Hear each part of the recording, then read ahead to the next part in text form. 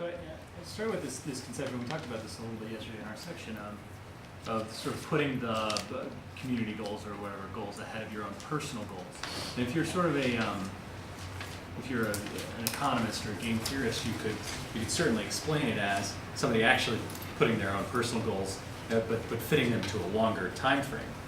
So I don't know what my comment really is, but it seems like there is another appropriate economic explanation that goes beyond sort of religious conviction or values-based convictions in that case. Just curious what your thoughts are on that. Right. So that each of us may have some stake in being a kind of a longer-term altruist, Right. Because your interest is bound up with the community's interest, and therefore, whatever you do for the community, it's not some kind of irrational generosity on your part, but rather it is very rationally thought through conception of how the whole fits together and your place in it, and your good is bound up with the good of others, and therefore you ought to promote it, right? Yeah. We can. Yes, please.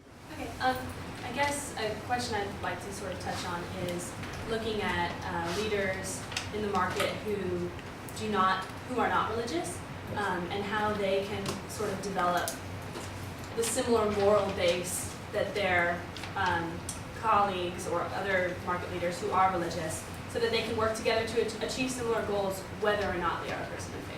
In a sense, that's going in Joel's direction. So that the kind of concern for the common good need not necessarily come from religious traditions, or need not be based deeply on some altruistic motives, but rather could come from other sources, but that in fact you may have then overlapping convictions and would be able possibly to work, some of us justifying it in one way, others of us justifying it in a different way, but nonetheless you would have at least significantly overlapping conceptions of something like a global common good.